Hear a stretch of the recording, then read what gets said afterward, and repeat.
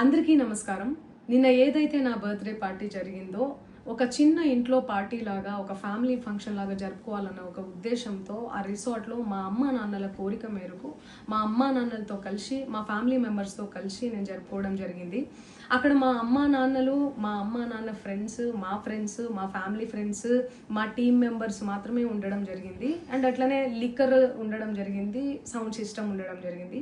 So sound సిస్టమ్కి లిక్కర్కి permission తీసుకోవాలని చెప్పి నాకు అస్సలు అవగాహన లేదు, ఐడియా కూడా లేదు. అది అనుకోకుండా సడన్గా ప్లాన్ చేసుకొని వెళ్ళిపోవడం జరిగింది అక్కడ. సో అందుకు నాకు అవగాహన లేదు, లేకుంటే నేను డెఫినెట్లీ నేను తీసుకునేదాన్ని. నాకు అసలు గైడెన్సీయే లేదు. ఎవరైనా గైడ్ చేసినా కూడా నేను పర్మిషన్ తీసుకునేదాన్ని, లేకపోతే నేను ఎందుకు ఇలా తెలిసి చెయ్యను కదా. సో ఇదంతా ఇలా తెలిసి అయితే నేను తప్పు చేయలేదు, తెలియకుండా ఇది జరిగిపోయింది. అండ్ అక్కడ లోకల్ లిక్కర్ తప్ప అసలు వేరే ఏ ఇతర పదార్థాలు, మత్తు పదార్థాలు కానీ వాడడం అసలు జరగలేదు. అక్కడ దొరకలేదు కూడా, పోలీసులు సెర్చ్ చేసినా కూడా. అండ్ అక్కడ ఎవరికైతే పాజిటివ్ వచ్చింది అని చెప్పి పోలీసులు చెప్తున్నారో ఆయన ఎక్కడో ఒక చోట తీసుకున్నాడు, ఎప్పుడో తీసుకున్నాడు అని చెప్పి తేలిందని చెప్పి పోలీసులే చెప్పారు.